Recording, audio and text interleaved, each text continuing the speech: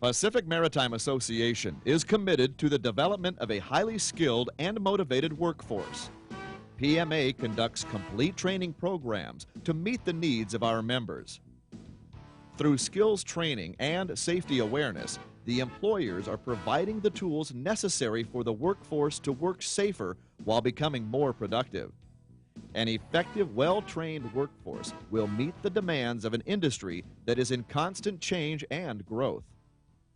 PMA training is dedicated to that goal and provides the highest quality training to thousands of member employees each year. This short video program will focus on safe top handler operations and will assist the written information and classroom training provided by your instructor.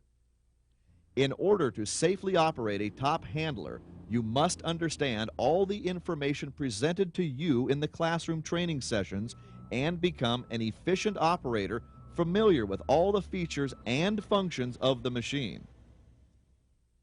The top handler is used for container handling operations.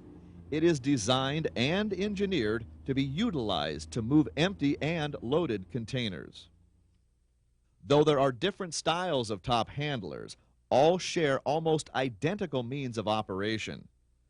Remember, in order to safely handle containers, it is essential that you become familiar with the vehicle's features and functions. Never operate a top handler unless you have first been trained, qualified, or certified. This video will help you learn the basics and visually identify the top handler's major features and system operations. However, the video should be considered only a learning aid used to reinforce the more complete information located in your operator's manual and the training class provided by Pacific Maritime Association. Understanding the information from the video, manual, and training sessions will ensure your safety as well as the safety of those around you when operating container handling equipment. Upon completion of the training session, you will be given both a written examination and driving test, as well as a final evaluation. You must successfully complete each segment in order to be certified.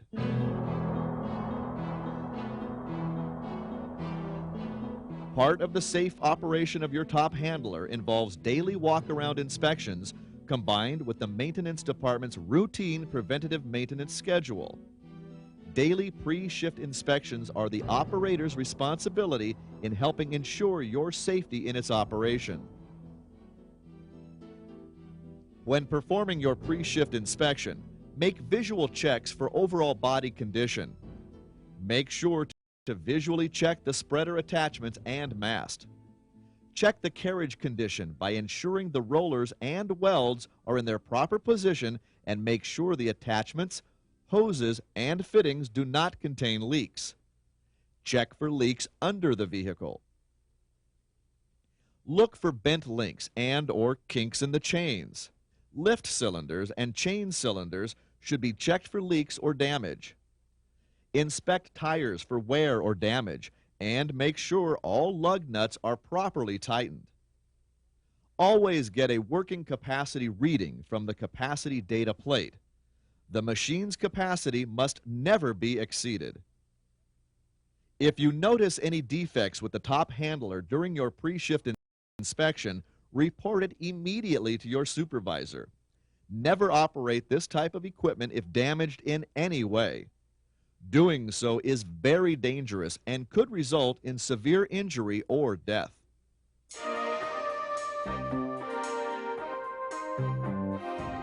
Before starting the engine and moving the top handler, make sure all personnel are clear of the vehicle. Turn the battery disconnect switch to the on position if equipped. Adjust your seat, lock in position, and fasten your seatbelt. Next, set the parking brake and make sure the transmission control and the hydraulic controls are in neutral. If the transmission control is not in neutral, the engine will not start. Then turn the key in the ignition switch to the start position. If the engine does not start within 5 seconds, Release the starting switch and let the starting motor cool down for a few minutes before trying again. If the engine doesn't start after 4 attempts, notify your supervisor. When the engine starts, release the ignition key and depress the accelerator to attain the desired warm-up speed. If you are operating in cold climate, let all systems reach operating temperature before moving the vehicle. If the engine oil pressure doesn't start to indicate within 10 to 15 seconds, stop the engine.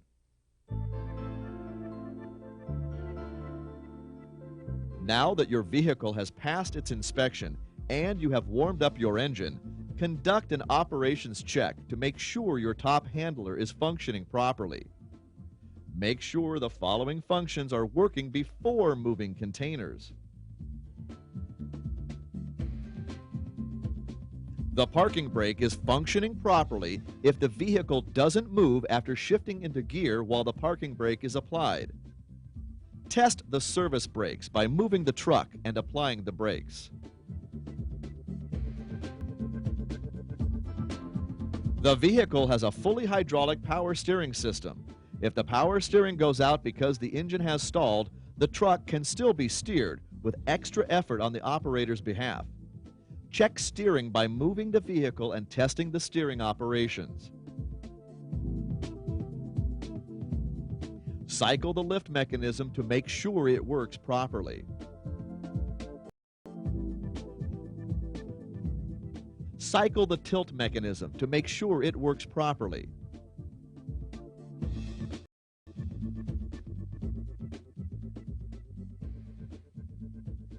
Make sure the attachments are working properly and that the indicator lights on all attachments are operating. Using the bypass switch, check the operation of both the twist locks and the lights on the beam by cycling the twist lock switch. The horn indicator lights in the cab and the attachments must work properly. Check each of the 3 lights by depressing the lens. Make sure your headlights work properly in low visibility situations. Check the engine oil pressure and coolant temperature gauges and transmission oil pressure and temperature gauges. The air pressure gauge should read 100 psi. If your vehicle shows any signs of improper operation, always report it immediately.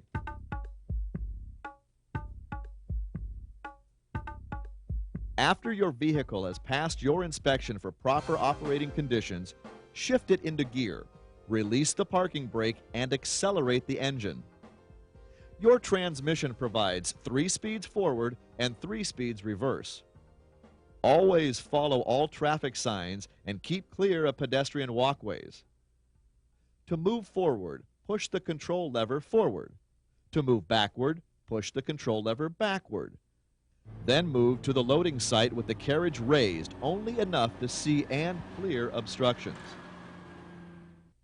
The throttle should be in the engine idle position when a speed range is being selected. The speed range best suited for the operation will depend upon the load, terrain, and speed of travel desired. Generally, however, the low range is used when starting the vehicle in motion and for moving loads. The intermediate range is used after the truck is rolling and more speed is desired or permissible. When traveling long distances without a load, you can use the traveling or high speed. When changing your direction of travel or moving from forward to reverse or reverse to forward, depress the brake pedal to bring the vehicle to a slow creeping speed. Then shift to the opposite direction and reopen the throttle. Always remember that attempting to change direction while at a high speed is dangerous and may tip the vehicle or damage the load.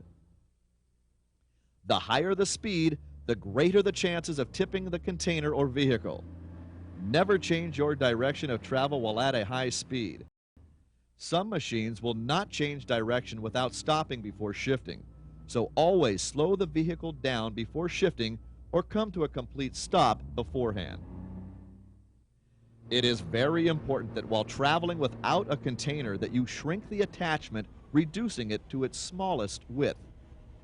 This will prevent collisions with objects such as light poles and container stacks. When traveling with a container, it's important to lower it to the line of sight or as low as possible and tilt the mast back. This will prevent collisions and tip-overs. When traveling in narrow lanes or between stacks of containers, be cautious of crossing traffic in order to avoid collisions.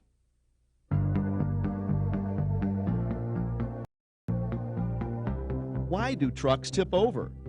To better explain this, imagine a stability triangle with lines emanating from your pivot point on the rear axle and connecting through the front axle. As long as the center of gravity stays within the stability triangle, the top handler will be stable. But if the center of gravity, or CG, moves outside the triangle, the top handler will tip over. From the side, as the load moves up, the load CG moves with it. As the load tilts forward, the load CG also moves forward. Looking from the front, the combined CG is low because the load CG is low and within the vertical stability line. But if the ground is uneven or you're going too fast around a turn, your load CG goes outside the vertical stability line and you can tip over. Other factors could move the CG, such as weight and position of the load, addition of an attachment, and weather conditions. Let's review the various elements affecting CG. The following factors affect your balance: the rated capacity, the actual weight of the load and its center of gravity, where the load is placed on the forks or the attachment, any additions or changes to the truck or the attachment that affects the stability, acceleration or braking action of the machine, the condition of the ground surface, any grade or slope of the ground surface, the tilt of the mast height of the load, weather conditions. The following factors affect your stability: exceeded load capacity, tilting the mast forward with the load elevated, accelerating the truck to the rear too fast while the load is elevated, any action when traveling, stacking, or unloading which can cause the load to shift in the container, side shifting too far to one side, turning abruptly with the carriage and attachment raised with or without a load.